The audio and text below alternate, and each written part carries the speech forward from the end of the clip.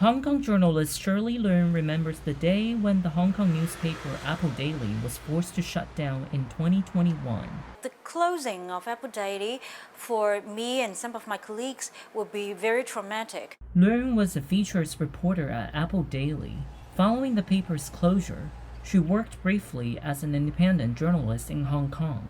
Then in 2023, she moved to Taiwan to start a new media outlet called Photon Media, which provides uncensored news from Hong Kong. I can see it is very important for Hong Kong people or readers to know what's happening outside Hong Kong and to provide them with different perspectives. In 2019, Hong Kong's residents took to the streets. They protested proposed changes in policy that would allow people in Hong Kong to be extradited to China. The Hong Kong government introduced the national security law the following year to quash dissent. Pro-democracy media outlets including Apple Daily and its founder, Jimmy Lai, became targets of the government's crackdown. Despite the increased pressure on the journalism community, Hong Kong Chief Executive John Lee said in April that the media can ask questions but should avoid provoking conflicts. For me, it's about the death of, it's not the fall, but the death, I guess, of press freedom. More than 9,000 kilometers away in England, Benson Wong is also trying to keep Hong Kong press freedom alive.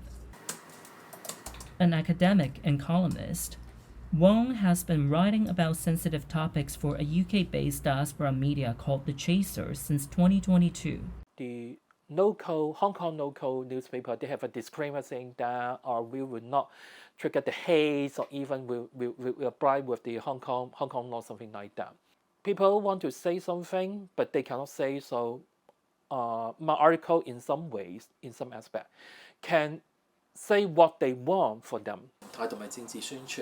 Both Wong and Leung say staying financially sustainable is a big challenge for diaspora media as they struggle to maintain a space for alternative voices. That kinds of diaspora media platforms, they can only rely on very limited income, like maybe the YouTube programs, or even some people who actively donate to support those media platforms.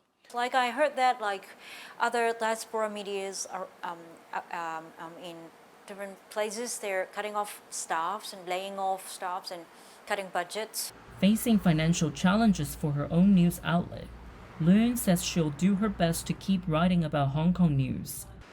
From the outside, William Yang, VOA News, Taipei.